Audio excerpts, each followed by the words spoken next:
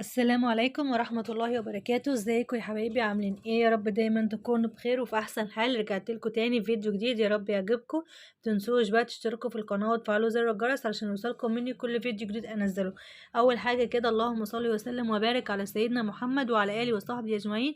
تعالوا نبدأ كده ونقول بسم الله. زي ما انتوا عارفين، انا كنت بنضف شقتي وفرشت الحمد لله اوضة النوم واوضة الركنة وظبطتهم وظبطت كل حاجة فيهم. مكانش فاضل لي بس غير ان انا اعمل الصالة والمطبخ والحمام. فانا النهارده بقى في الفيديو ده هعمل معاكم كده الصاله والحمام. زي ما شفتوا الصاله كانت عامله ازاي، وطبعا المطبخ بتاعي متكركب وعايز تنظيفه جامده. انا اعتبر الصاله ما فيهاش حاجه زي ما انتم شايفين كده. شلت المفارش كلها وكنت غسلاها. طبعا السجاد متشال من زمان. دلوقتي بقى هبدأ ان انا انضف كل حاجة وانفضها.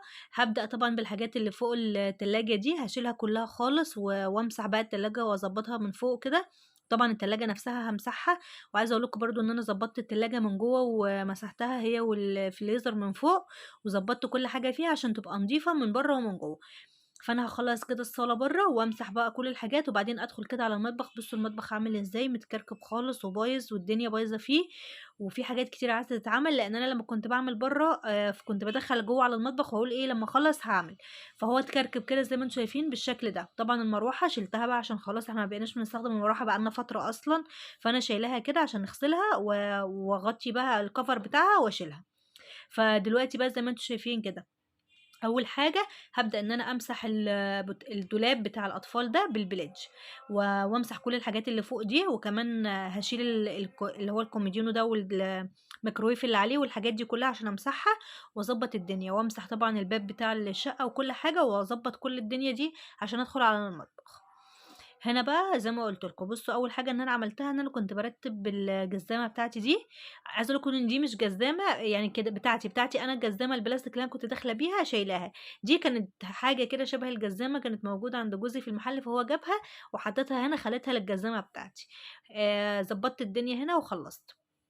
بصوا بقى عايزه اقول لكم ان انا هنا كده فرشت. انا يعني ايه صورت لكم كده ايه بعد ما خلصت خالص عشان اوريكم الشكل يعني النهائي هيكون عامل ازاي. بس انا كنت حابه اوريك يعني شكل الجزمه بتاعتي اللي هي بتاعت نوتيلا دي كانت شكلها عامل ازاي. هي كرتون اصلا. هنا طبعا دخلت اللي هو اللي اسمه ايه الشوفونيره دي والكومودينو جوه عشان افرش السجاده، لان مش بعرف افرش السجاده طبعا وهم موجودين. ظبطت كل الدنيا بقى ومسحت كل حاجه زي ما قلت لكم. وخليت كل حاجه بتلمع، وكمان المروحه خلصتها وظبطتها وحطيتها هنا كده هي والمكنسه بالكهرباء. شلتهم كده على جنب لان انا خلاص مش هستخدم المروحه خالص. كل سنه وانتم طيبين ان شاء الله بقى على السنه الجايه في الصيف. وطبعا هنا اهو زي ما انتم شايفين فرشت السجاده وظبطت الدنيا كلها. دلوقتي بقى احط الشوفونيره والكومودينو مكانهم وبعدين احط الميكرويف. بس عايزه اقول لكم شايفين الدنيا واسعه ازاي والمكان فاضي. يعني مش عارفه بقى لو ما كانش يعني ينفع ان انا اسيب كده المكان فاضي كان هيبقى حلو. هنا طبعا جبت مفرش اللي هو عشان احطه على التلاجة. ده مفرش كده كنت جايباه. كنت جايبه البقرة على بعضها عندي موجودة، كل ما بحتاج منها بحط. فانا هنا دلوقتي بقى هحط كده على التلاجة عشان ايه يعني ما تتوسخش وكده وما يكونش عليها تراب يعني من فوق، لان هي بيبقى عليها تراب كتير من فوق. فهو كده المفرش ده يحميها يعني. بس فانا كده هخلص بقى كل حاجة زي ما انتوا شايفين كده. بصوا عايزه اقول لكم ان انا كنت تعبت اصلا خالص بالذات في الصاله وفي المطبخ لان هما متكركبين كتير. فانا كده يعتبر خلصت الصاله اهو زي ما انتوا شايفين. قولوا لي بقى رايكم ايه فيها، كده كده ظبطتها. تعالوا بقى ندخل على المطبخ. زي ما انتوا شايفين بقى المطبخ زي ما كنت مورياكم، انا كده نضفت شويه حاجات منه. وبدات ان انا اغسل بقى كميه المواعين اللي كانت موجوده. على فكره كل دي مواعين في الارض، انا حتى فرشت بتاع في الارض اللي هي السجاده يعني وحطيته عليها. بصوا بقى المواعين عامله ازاي.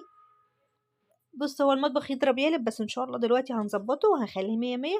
وانتوا هتشوفوا كمان ان هو بقى حلو خالص وهتقولي لي ايه رأيكم فيه.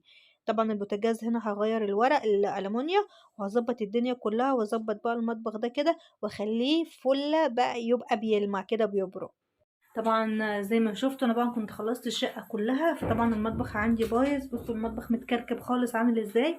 عايزه اقول لكم ان انا امبارح بالليل غسلت كميه مواعين رهيبه. بصوا حتى هنا في الارض وهنا عشان ما كانش فيه مكان يعني. وطبعا انا غسلت كل الفوط بقى والحاجات اللي كنت بمسح بيها يعني في الشقه وكده، فما كانش عندي غير دي. فحطيت كده فرشت اللي هي السجاده بتاعه المطبخ هنا ورحت حاطه عليها الحاجات في الارض.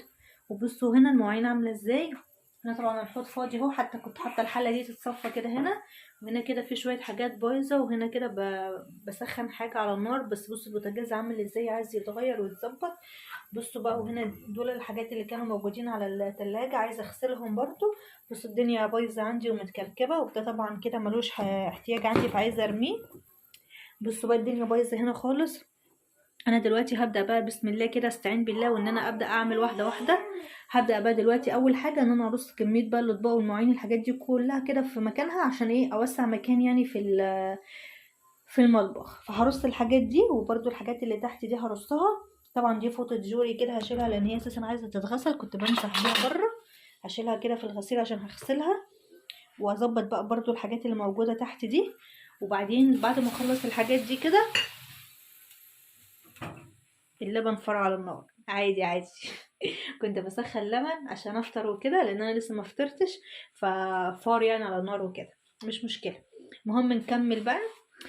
عايزه اقول لكم بقى ان انا عايزه اعمل ايه بعد ما اخلص الحاجات دي كلها. ان انا طبعا ارص الحاجات دي الاول وكده عشان اوسع مكان على الرخامه وكده. هظبط الدنيا. بصوا انا عندي الشباك هنا مكان، مش عارفه ايه الحاجات اللي كل شويه هتقع وتتكسر دي، مش مشكله. بصوا انا عندي الشباك، بصوا مكان بقى ما بطبخ وكده والزيوت والتراب وكده، فلازق على الشباك. فطبعا عايزه اغسل الشباك كده من الجنب ده كده واظبطه، وامسح طبعا الدولاب من فوق هنا كده عشان يبقى نضيف، واظبط بقى كل الحاجات اللي موجوده دي امسحها، واظبط الدنيا، واغير ورق الالومنيوم بتاع البوتاجاز، وكمان امسح الفرن بتاعه من جوه. يا جماعه الصوت اللي تحت ده دي جوري عادي بتلعب. بس فانا بقى هظبط الدنيا دي كده. بس اول حاجه زي ما قلت لكم هرص الحاجات دي، فانا هرصها بقى وارجع اقول لكم انا هعمل ايه. زي ما انتم شايفين كده، انا دلوقتي بقى هظبط كده التربو بتاعي. انا خلصت اول واحد اهو، بصوا طلعته هنا ومسحت الحاجات اللي فيه وظبطته. وهنا طبعا الباسكت بتاع الزباله ده برضو ظبطته ومسحته. طبعا عندي غسيل بغسل، طلعت شويه ولسه فاضل في الغساله. فانا دلوقتي هكمل بقى باقي التربو ده. بصوا انا مطلعه الحاجه اهو على الرخامه بظبطها. بصوا الحاجه متبهدله، حاجات برضو اللي ملهاش لازمه واللي باظت هرميها. وهنا في شويه مواعين. وهنا عايزه اقول لكم بقى ان انا اول حاجه كده مسحت الشباك زي ما قلت لكم وظبطته اهو. بصوا بقى نضيف خالص، وظبطت الدنيا فوق، يعني خلصت الدنيا كده فوق. هنا مسحت الدولاب من فوق وظبطته. بصوا كده خليته بقى بيلمع من هنا ومن هنا. وكمان السيراميك كده من فوق برضو مسحته وظبطت هنا. بصوا الدنيا، وبرضو الورق ده كله كده اتمسح، وورا البوتاجاز هنا كل ده مسحته كده بالكلور. بصوا وادي البوتاجاز اهو، غيرت له طبعا الورق، وغسلت بقى العيون بتاعته كلها كده وظبطتها، وغسلت كل حاجه فيه وظبطته.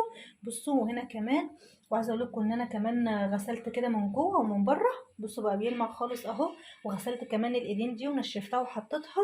فانا دلوقتي فاضل لي ايه بقى في المطبخ؟ ان انا امسح الحاجات دي كلها اللي موجوده عليه، وامسح الرخامه واغسل الشويه دول. وهنا برضو اظبط الدنيا كده. وبعد بقى ما اظبط الحاجات دي كلها كده واعمل التربو زي ما قلت لكم وانضفه، همسح بقى الدواليب كده من تحت ومن هنا برضو واظبطها. وبعد كده همسح الارض، وبعد كده هدخل بقى الحاجه وافرشها.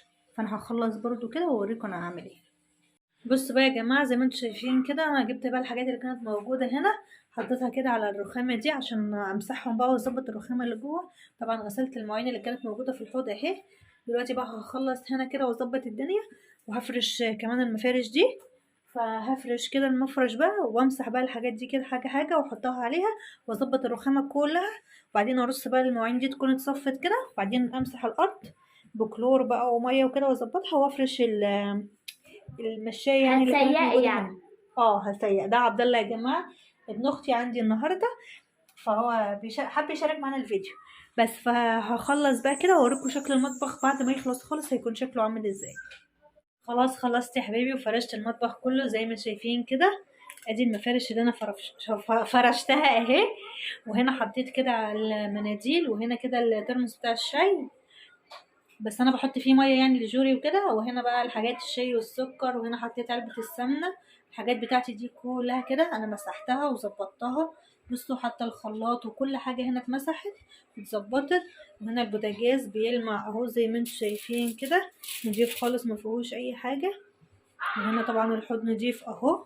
عايزه اقول لكم الحوض انا كنت غسلاه قبل كده بكلور وكده، فهو كان نضيف اصلا، بس انا عيدت عليه تاني ومسحته.